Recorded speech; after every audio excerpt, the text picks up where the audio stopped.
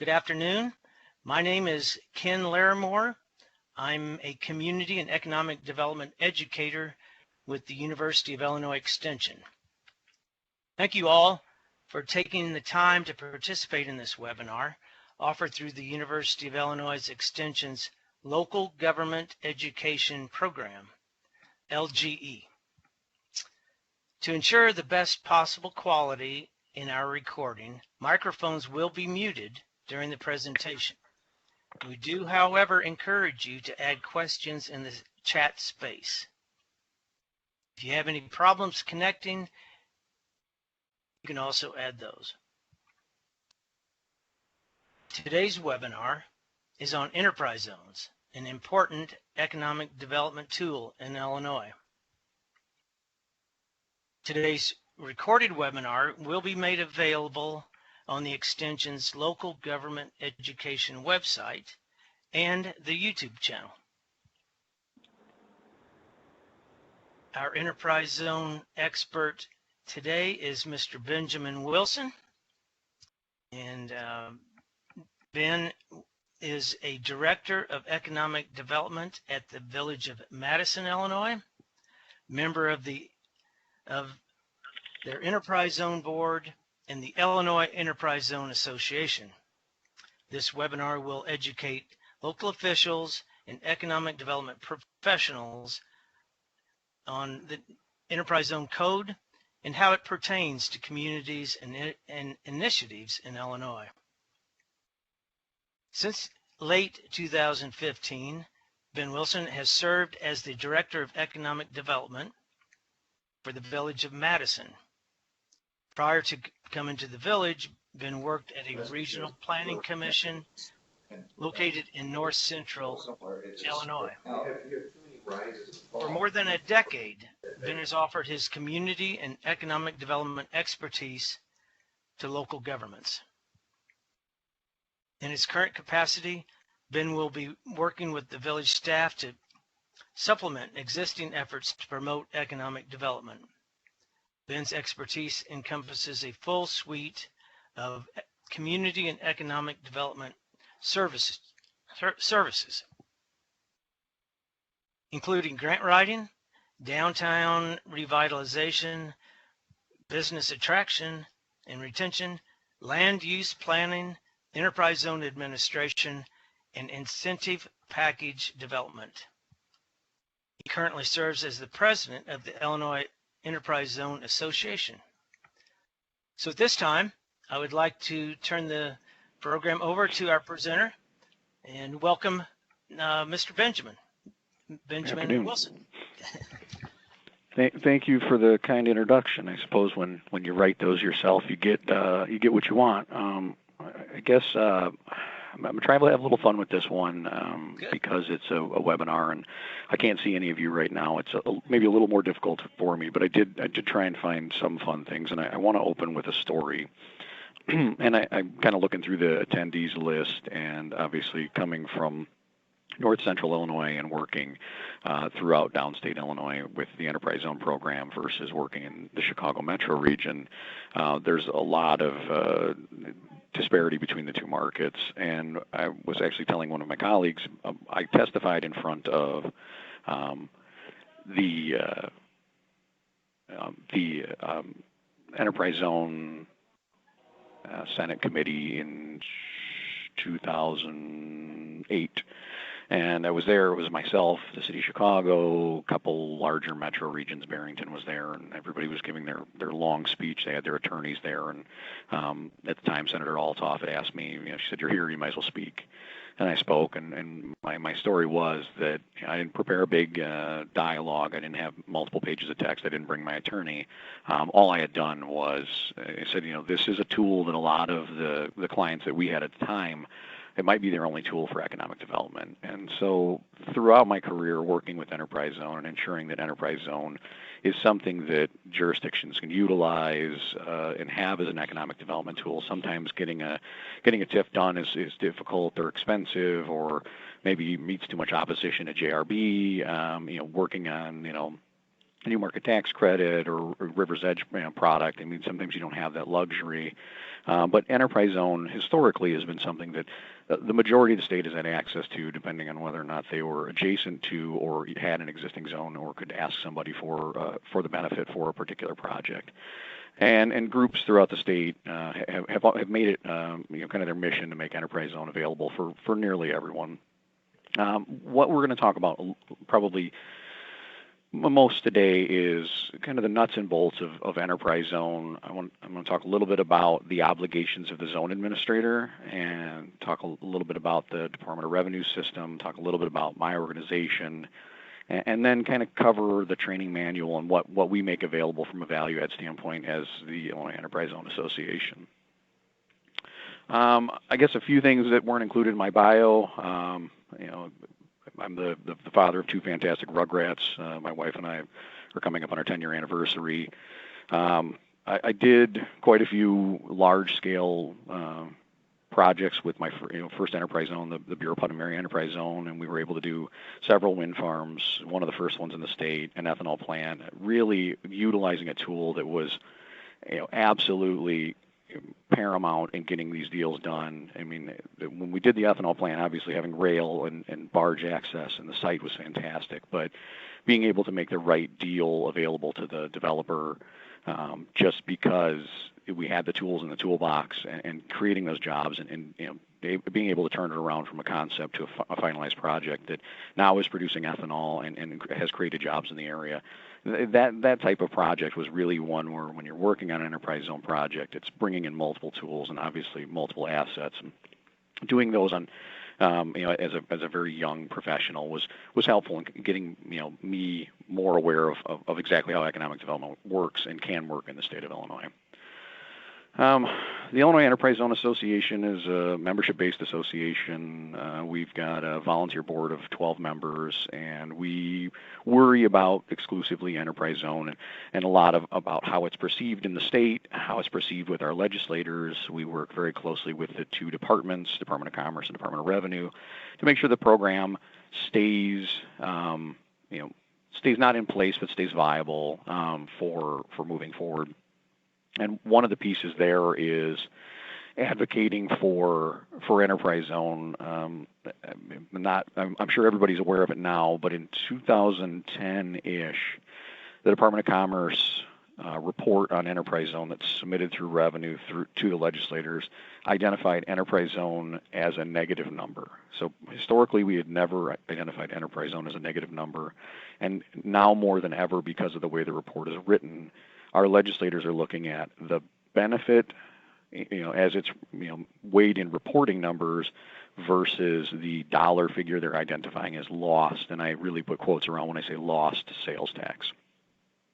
So we as an organization and you as individual zone administrators have to make sure that every time we're talking about our program, we're advocating for the program and that we are stressing the indirect and induced benefits of enterprise zone. Obviously, IEZA is your voice. We hold two conferences annually. We meet with the departments regularly. Obviously, several of our members have been around since the program's inception, so we have a great wealth of knowledge. But with that, those members are close to retirement, and bringing new membership in, we've been able to in the last couple of years add a couple of younger members. That really are very, pro enterprise zone and advocate for enterprise zone, but also just, it's kind of a scary thing to be staring down the barrel of 5 board members who are very close to retirement. So if you're interested in participating, certainly we'll always take people on. The next 10-ish slides is probably I don't know, and maybe you have seen it if you've been to our organization meetings, but this is kind of an easy 101 statutory responsibility of the zone administrator. I think it's very important to make clear to enterprise zones, potential enterprise zone communities with zones, with new zones, that the responsibility of the zone administrator is very minor as it relates to the statute, but is very large as it relates to moving forward. So we, in the statute, and I promise you I'll show you a picture of a kitten, because it's very word intensive. But Section 8, just identifies exactly what the zone administrator should be doing. And in between Section 8 of the Act and then Section 520 of the rules, we've essentially outlined exactly what the administration of the zone looks like, what the administrator or the actual administrator, appointed administrator's responsibilities are, and then how reporting works. And because the Act and the subsequent rules, so Section 520-400, are very company intensive, they put the onus of reporting on the certificate holders and the benefactors, so that would be the company who's the owner, essentially, of the property. They don't put the responsibility onto the zone administrators, specifically in the statute, and then we're seeing underreported numbers, up to a rate of like 60% underreporting in the first run through enterprise zone. And this goes back to the advocacy conversation of, if we're not reporting all of the good things that the enterprise zone brings, but the Department of Revenue is most certainly collecting every dollar that goes out the door, our program will suffer in the eyes of the legislature. They will look at our program and they will say that we are not returning on that investment because the dollars that are going out aren't creating the appropriate number of jobs. So although the statutory obligation of the zone administrator is not necessarily spelled out to where you have to be calling companies, ensuring they're reporting, and in some cases I personally have done reporting on behalf of companies where they've turned over the data to me, and we'll bring them into the office and plug the data in with them. But we are obligated to collect and aggregate data. So that includes any existing project, so any of your breakdowns, so labor, materials, any of your on a completed project, you have to finalize the numbers, and then after the end of the project, you have to close the project. But there's no portal for this data to be collected. And so we at the Enterprise Zone have been working with the Department of Commerce about bringing back things like the quarterly report, so that way there's a more regular collection of data, so we're not missing this major component of any incentive in any state, is that the legislature has to see a return on the investment. The final C, we're obligated to post our fee structure. It's posted on the department's website. But at no point in the Act, in 655, are we even saying, as a zone administrator, you need to make sure that the portal's up to date, that your information, it's just we collect in aggregate the following. Rules a little further explains some of the obligation, and they lumped us together with high impact business, so the HIB and enterprise zone piece was put together. It basically spells out a lot of the same information, except for they do a little better job, and as this is made available for you, I don't expect you to read all of it. They do a little better job on reporting and monitoring, but again, the zone administrator shall monitor the accomplishment of the objectives, shall collect and report to the department, the information. It's not, there's no portal that the department has open for zone administrators to input the data. It's just the Act outlines that we're required to do these things. And at least it's, some of the board members' fear, it's certainly my fear, that if we're not on top of collecting this data, it'll slip away from us, and we'll end up with a program that is on the essentially the chopping block because of the fact that we haven't necessarily covered all of the requirements. Also within the Act, we kind of look at enterprise zone boards as the enterprise zone board and then the other enterprise zone board. Obviously, the enterprise zone board is a 5-member board made up of the director of Rev and director of Commerce or their designee, and then the 3 members that are appointed by the governor on the staggered cycle. So that's the very important at time of reviewing applications board, but not really at all about applying the enterprise zone benefit at the ground level. Not the enterprise zone board is the board that typically is made up of a single voting member from each jurisdiction, depending on how it's funded. I've been part of ones that have an equal voting board. I've been part of zones that don't have an equal voting board.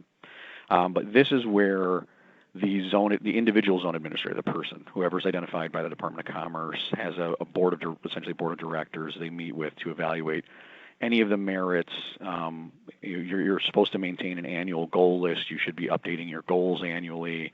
There's no defined meeting frequency other than we're obligated to have an annual meeting. I just actually talked with the team in Tazewell County about how to post the requirements. The Act isn't very clear on the obligation for posting requirements. It's just that you have to post a notice. So the recommendation we typically meet, and we're going to get confirmation from this, and this will be one of the kind of the FAQs for the manual, is what is the obligation? We just say post like you would typically post in one of the jurisdictions, and then have the remainder of them actually physically post. So we'll do a posting requirement if the Village of Madison is hosting the annual. We post the way we would post any Open Meeting Act required meeting, and then we would just send out an email to the remainder of the group saying, hey, if you could post this at Village Hall, that would be great. Again, membership can be made up of any of the members, and this all should be outlined in the intergovernmental agreement that is part of the subsequent document to the ordinance, which was passed at the creation of the enterprise zone. We always cover DZOs, and the list of things that DZOs can work on. So, the designated zone ordinance, zone organization, is any group, not for profit. Just as a quick example, that was created to assist in economic development. And they gave a list. I think there's 16 of them, or 14 of them.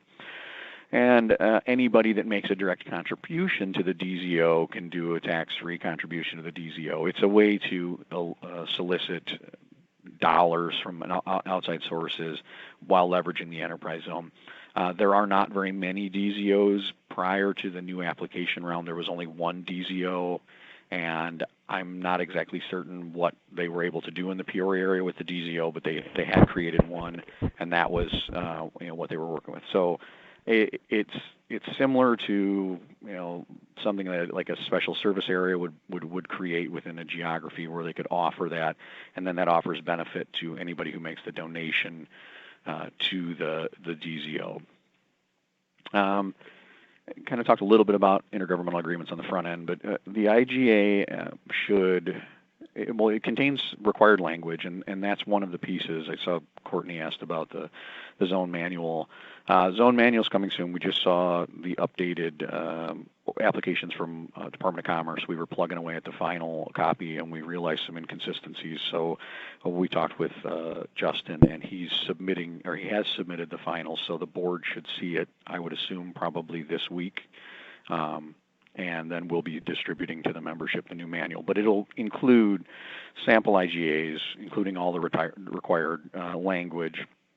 If there's if there's any benefits outside of the standard benefits that are to be included, they have to be quantified in the IGA. One of the things that came out of the reason that the new legislation was created was because there was some picking and choosing going on in enterprise zones, and the way the act is written, if you're eligible for the benefit and you apply appropriately, you should receive the benefit. There's no ability to reduce because it's not your brother-in-law's business or something along those lines. But what you can do with your intergovernmental agreement is you can state that projects with a capital expenditure of less than $100,000 don't qualify, or creation of 20 jobs, or more is the only way to qualify, or depending on your market segment. And you can be very specific about how to quantify your incentives in your intergovernmental agreement. And I guess the big takeaway there is any language that's in your intergovernmental agreement as you go through the drafting process, if you plan to amend any of your benefits, it has to stay congruent with the ordinance. So if there's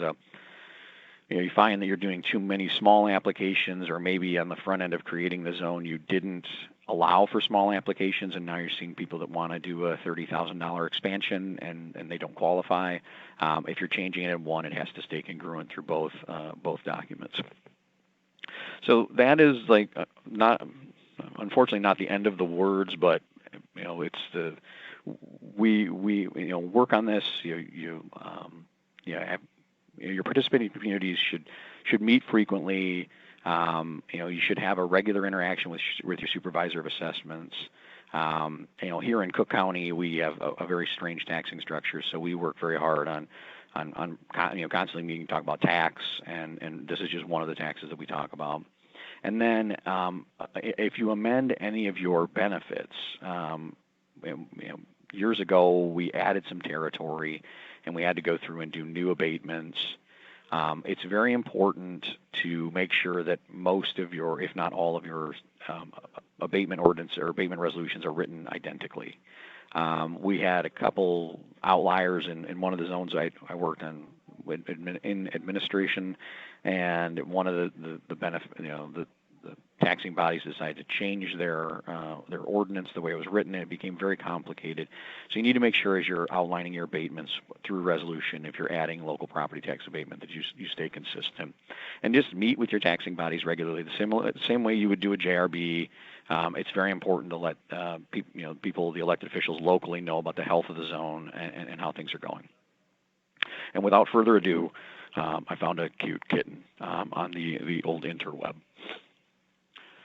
So the subtitle for this, I think, is probably the most important.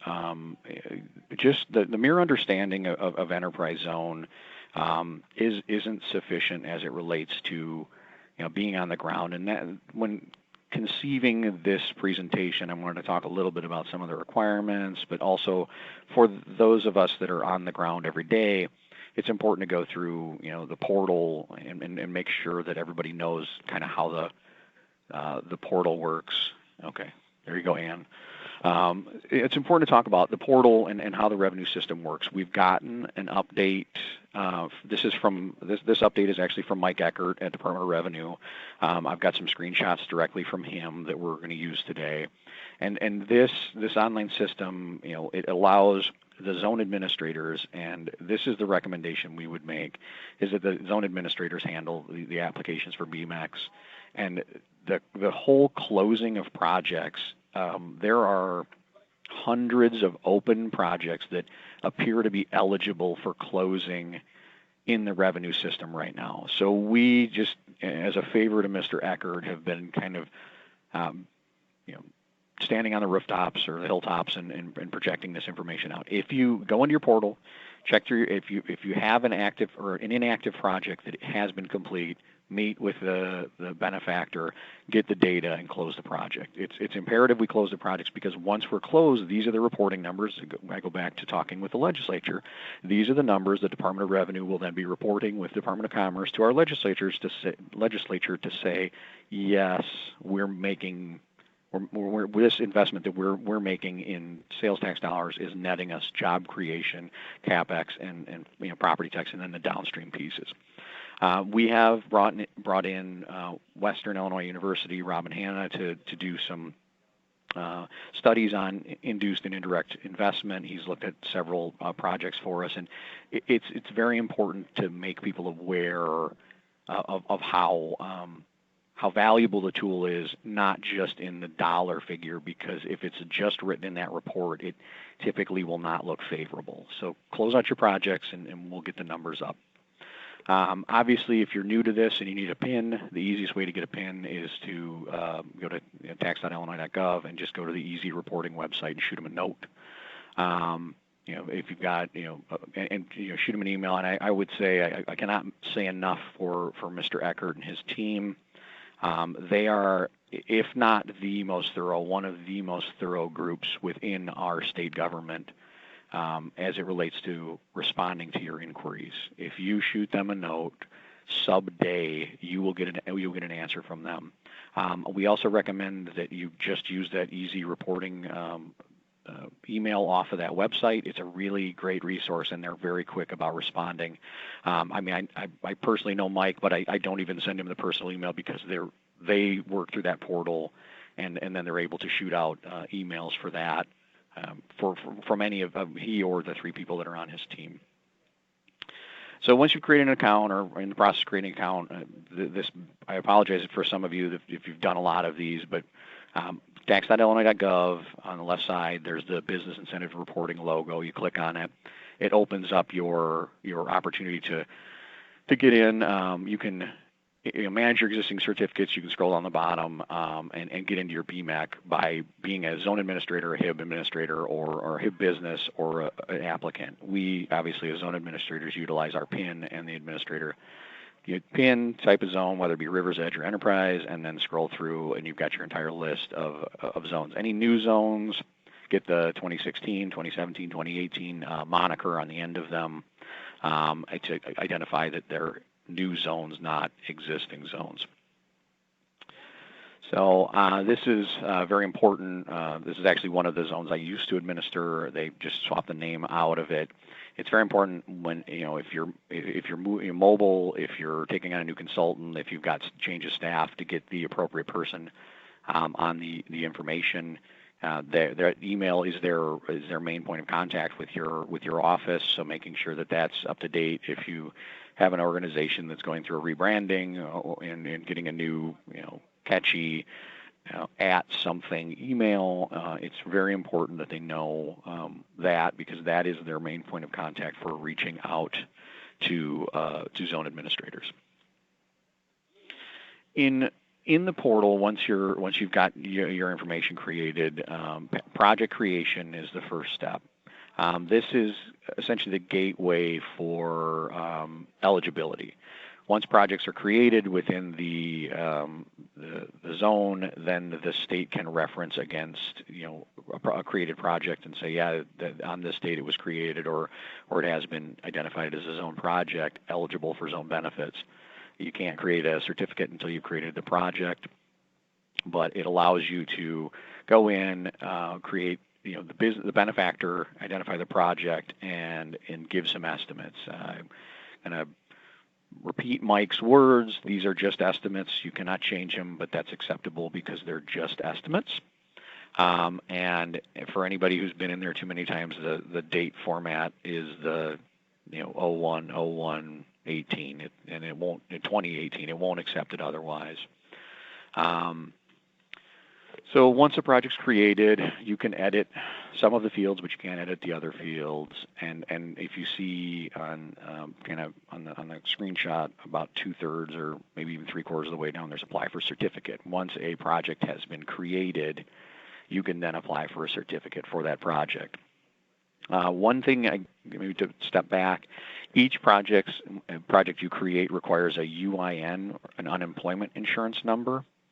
That is something sometimes that if you've got somebody building a spec building, they're not the final user. Frankly, they're not the benefactor. But at the time of creation, we need a UIN in order to create a project. We typically just utilize the UIN of that. So when we did the Amazon and Moni, at the time, Clayco was the construction company, and Venture One Capital was the developer. So we have the information from Venture One Capital because they hadn't released the info for the Amazon distribution center. Now, when you're doing a 1 million square foot distribution center in Chicagoland, after Amazon's announced they're going to do 5 of them, you kind of get an idea of what's going on. But I will say, even locally, and they're nearly their next door neighbor, we didn't know it was Amazon. I just knew that it was Venture One Capital was doing the development, and that their contractor was Clayco, and obviously they have a litany of subcontractors. So we used their UIN, but that's a requirement in order to get a project created. So once the project's created, you can apply for a certificate. Most, not all contractors, but at this point, most contractors, because the system's been live for quite a few years now, when you load their FEIN, they'll show up in the system. There are problems with the system in that if a company like .foods has several locations. You plug in their UIN, it might be referenced back to the wrong location. The department is looking at putting additional email options on that company, so that way when you recreate the company, if you've got a location, an ADM location in your town, and there's obviously they're headquartered in Decatur, you can still plug in the information for the person you have, so that way it would make it to the appropriate party. As you go through and get your existing applicant, it's actually very easy, but this kind of outlines it. Mike's email's in here now. But that right now only allows you one, and it could be, again, a multinational company, a multi-state company, even just multiple locations within the state of Illinois. We're working on a solution that will get you an opportunity to get to the right person. But as practice, we still just send a copy of the certificate because I download it to my PC to keep it for our records. We just send a copy to our individual point of contact anyway. So there are ways to get around if it's firing off to the wrong person or that person's no longer at the company. You can still get your certificate over to the new person. So registering a new applicant, if you plug in the FEIN, it'll come back and it'll say can't find anything. You'll actually have to go to the register button, which is in the bottom right as you're applying for a certificate.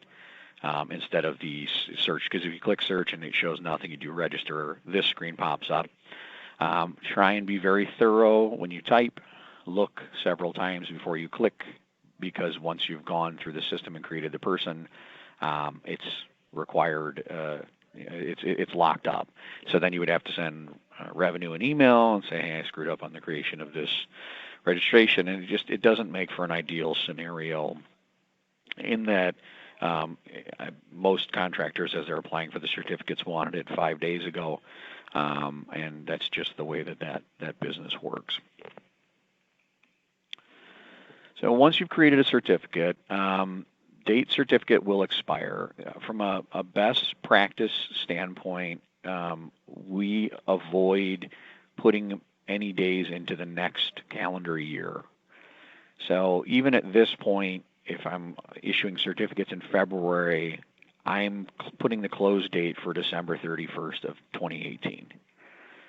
The reason we're doing this, and you can do up to 2 years, but less than 2 years is much preferred if they don't need it. You can still go into your system. I go into my system every December and I fire out emails to everybody and say, hey, I've got expiring certificate. Do you want to re-up your certificate? And then they will let me know, and then I ask for a justification for it, and then I ask for a close date on the project. But this keeps the Department of Revenue from having too many certificates that just had an immediate 2-year requirement for a subcontractor that was laying the tile in January for the course of 4 days. And kind of the way the math works on it is, if today a contractor had a 5-day contract on an enterprise zone and I issued him a 2-year certificate, it would be good through 2020, February 14th of 2020. In April of 2021, there would still be an obligation for that contractor to report their job. And they, depending on the size of the company and their bookkeeping methods, would not even remember the job.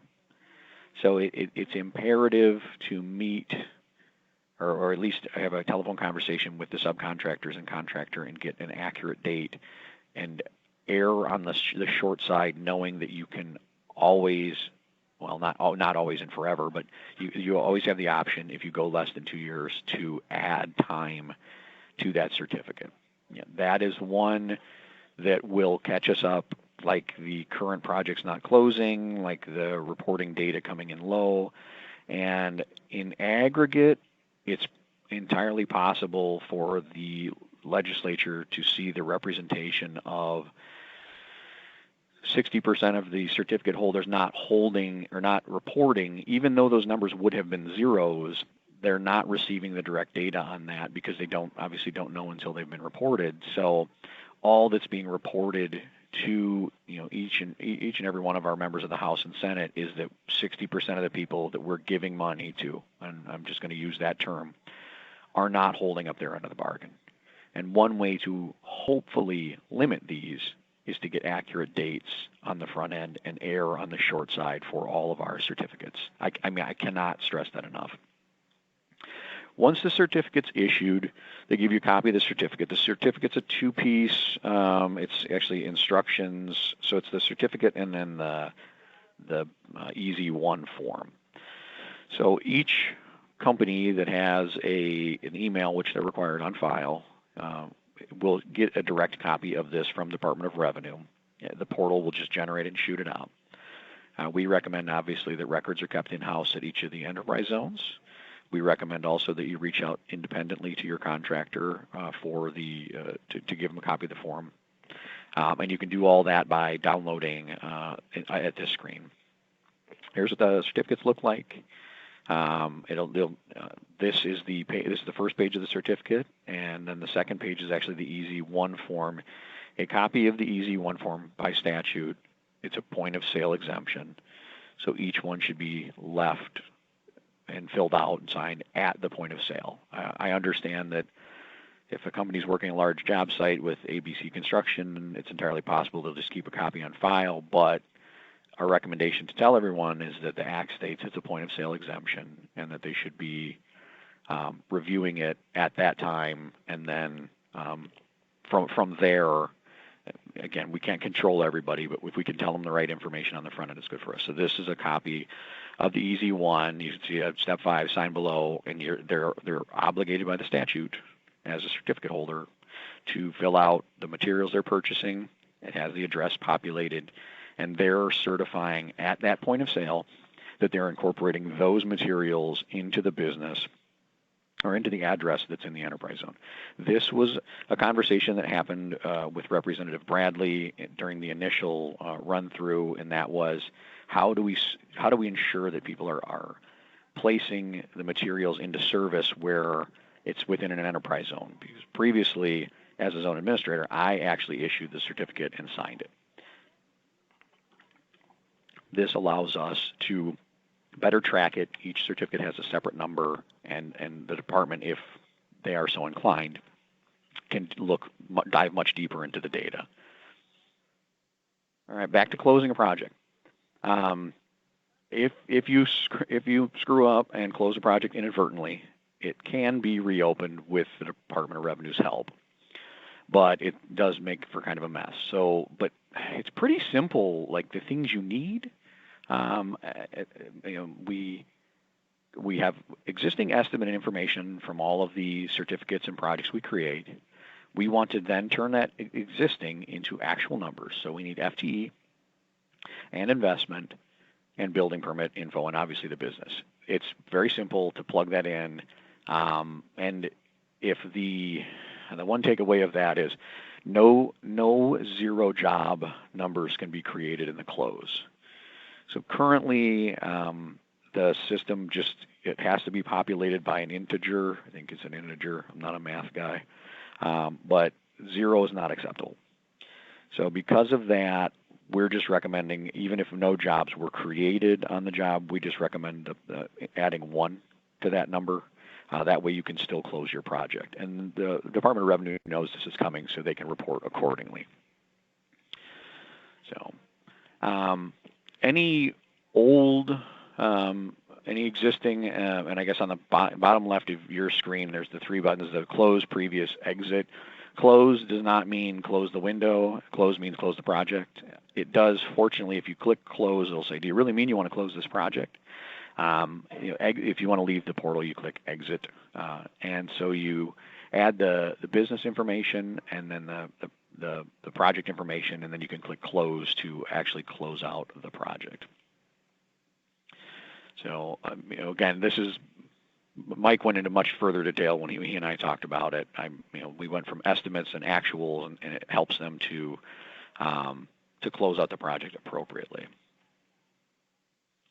So that was existing projects. So now we have, the estimates should populate from new projects because they were created in the new system. So any old project, which we should be running out of those, we didn't have necessarily estimates, so we had to plug in the estimates on the front end. Now existing projects, so anything created recently, would have the existing data in the data set, and all we're reporting on the close is the actual.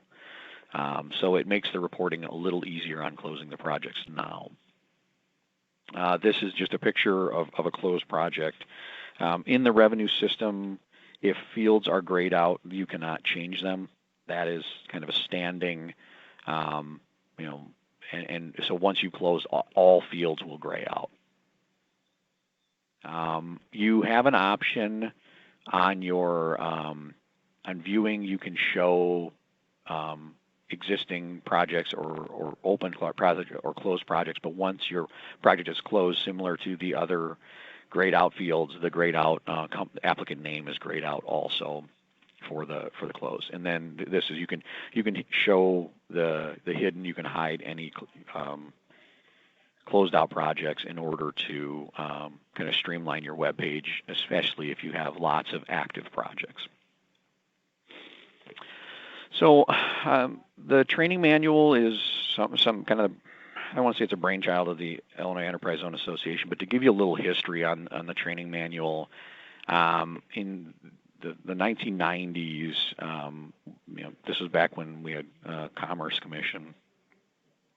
The Enterprise Zone Association started assembling a manual that was accepted and acknowledged by the Department of Commerce and Community Affairs. And through 2008, we did bound notebooks. We would have, as a board, we would get together prior to the board meeting, and we would have these, 3-inch or 4-inch or 5-inch binders.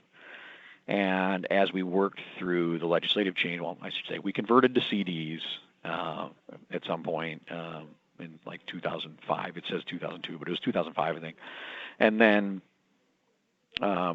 submitted the CDs for all of our members, and then when we went through the new rules change, so we had legislative change and subsequent JCAR, and so now we have a new program, new process, a lot of new people. It's time for a new manual. And part of that for us is trying to capture the institutional memory that we have with 30-plus year participants into a program that's being run by, the current program manager for the Department of Commerce didn't do Enterprise Zone until he took this job.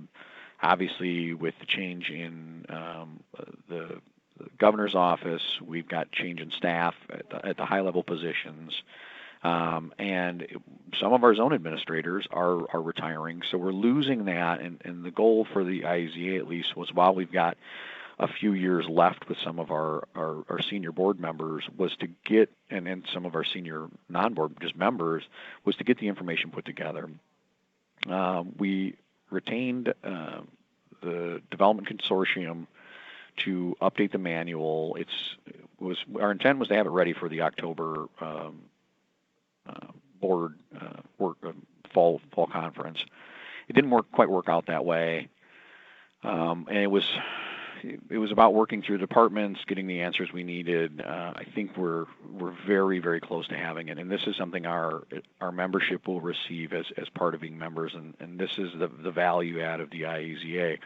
But also, it's something that the Department of Commerce, and we've worked very closely with Commerce and Revenue, will endorse to make sure that the program, application pages and the example ordinances and example intergovernmental agreement and option 1 and option 2 and all of that is all within a single document that they have reviewed, and that any of the people participating in the program will be able to take that, hopefully, and get a good head start even without the institutional memory of 25 years of Enterprise Zone. I guess the last point of this, no matter what we do or I do or some of my senior board members do, we're not going to be doing Enterprise Zone forever, and the merits of the Enterprise Zone, in the zone program will continue to be carried forward. And having a chorus from zone administrators about how important this is, and making sure that this resource is held to continue to do economic development within the state. I just kind of did a highlight of general zone administration, how exemption certs work, the portal, additions, deletions, options 1, 2, and 3, reporting requirements, closeout, all of these things, crammed together in a singular document that allow people to review acting as zone administrator, also know the policies that were put in place behind it, but having examples you could take forward, we feel is a fantastic add for the Enterprise Zone Association. And again, our membership's not overly expensive. We feel that this is one that really will add to it. And again, to those of you that I know some of you have been asking pretty regularly about it, very soon is what I can say for the date. Pending changes that we just received from the department on the applications, it's something that's very, very close.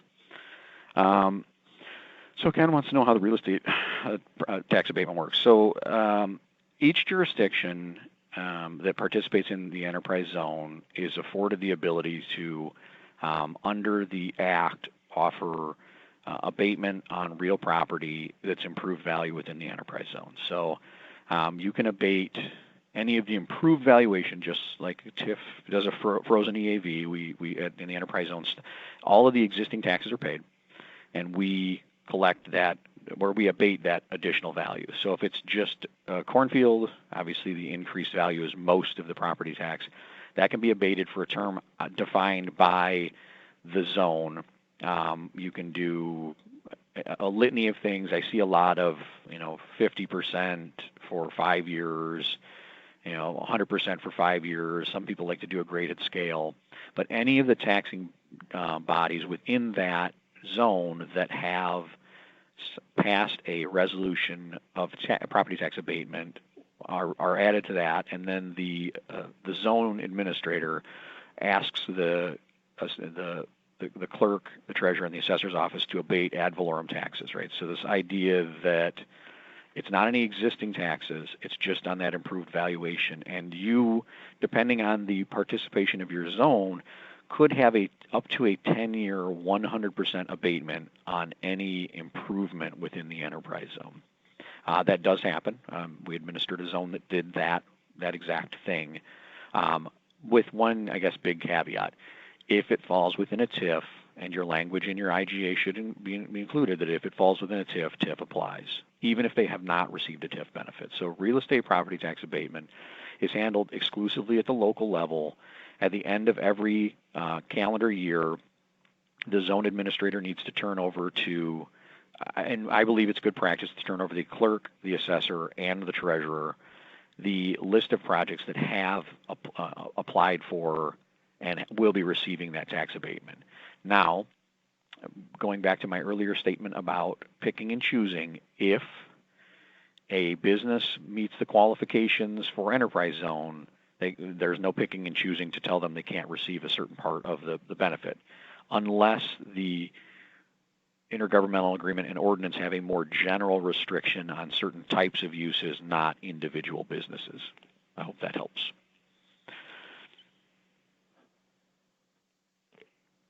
All right. Adding additional property into an existing zone. So depending on where the property is located, you can do a very simple, and I don't mean to oversimplify this, but a simple boundary amendment to add new territory. So that includes a public hearing. Public hearing should be held within the zone, noticed in the paper, following OMA, not no less than 5 days, but no more than 15 days prior to the event.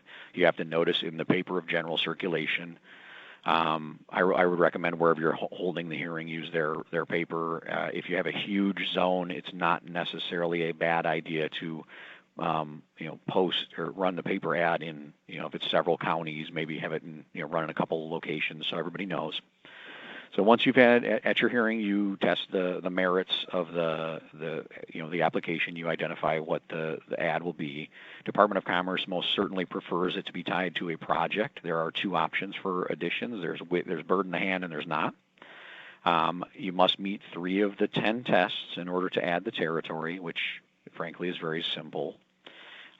And then you apply to the state based on that, which test you use with the forms that they supply, including your notice, your transcript of your hearing, and then updated ordinances and intergovernmental agreements from each of the taxing jurisdiction, from each of the member jurisdictions. So the city, the county, and whatever remaining villages or cities that are involved. If you're adding a new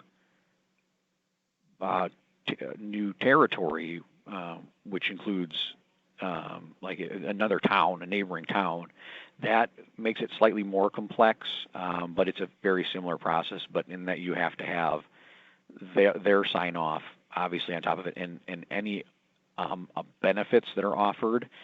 So say you offer a 50% for 5-year property tax abatement, those new taxing districts, if you want to continue that benefit, would have to be included, because the IGAs might say that we offer 50% for 5 years, but you would need the supporting documentation if you wanted to continue that with those abatement resolutions. Just a quick update on what's going on in Springfield. There are 2 open bills. There's one in the House and one in the Senate. I was actually on the phone. I was on the phone with Justin Heather, who's the corporate counsel for DCO, when Altoff's bill hit, and I think that's SB 2860. The House bill's 4240 or something like that. Avery Bourne's bill is a 25 additional zones, but there's some certain things missing from the department standpoint and from IEZA standpoint. Senator Altoff's bill appears to be an amendment to the scoring that changes. It appears to change the department's ability to partial score for new zones. So I certainly don't think that one's encompassing enough.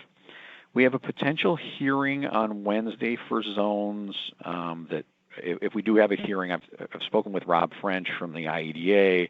We're going to try and probably put together a joint effort on that. And then if all goes well, the IEZA will likely be sitting down with the Department of Commerce next week after the hearing to draft the legislation that we need. So certainly if you've got wants for the enterprise zone and you're a member of the enterprise zone, shoot them over to us. But we're trying to do a more encompassing text amendment for the enterprise zone rather than just cherry pick certain images. Thank you, Ken. The IEZA Spring Conference is May 2nd to the 4th, 2018. We're hosting in Springfield. Most certainly, all else fails, I'll have an administrator manual by then, but likely we'll have it well before then. And that's my 46 slides. I certainly would open it up to the conversation box for questions.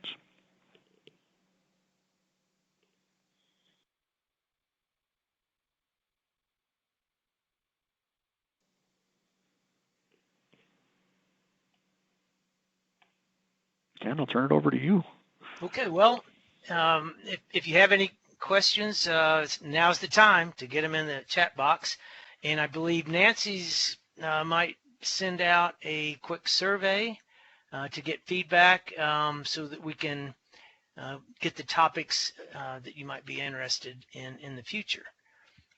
So.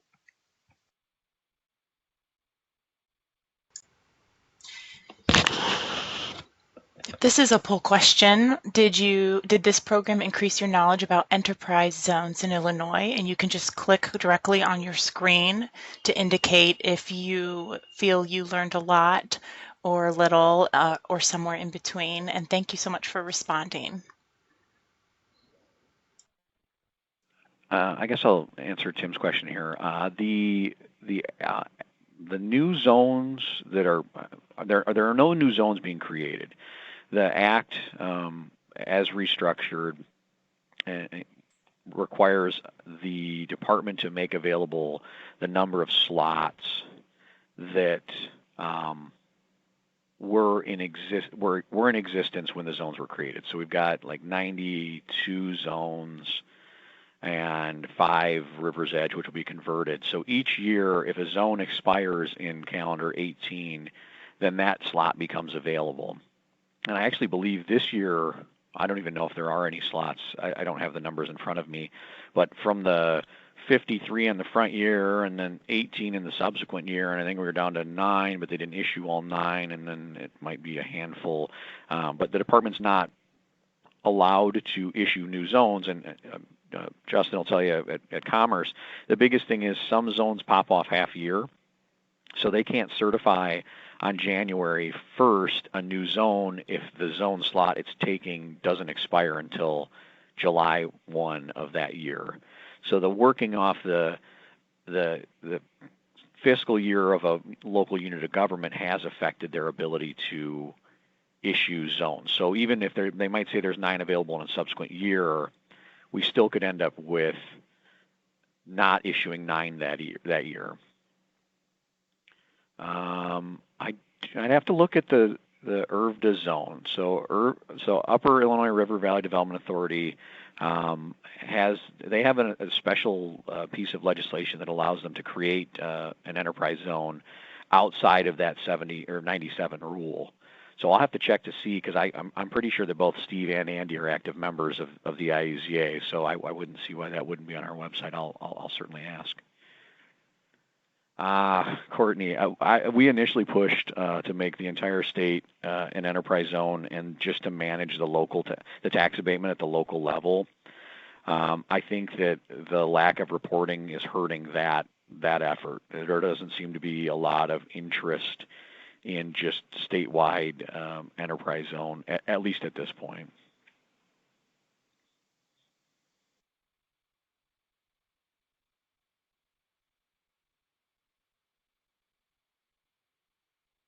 Well, if there are no other questions, I want to thank you, Ben, for doing such a wonderful job today, covering a kind of complex topic. Thank you. And it would be a challenge, but I knew you would do an excellent job at it. And I hope to see you at the Illinois Enterprise Zone Association Conference in the spring.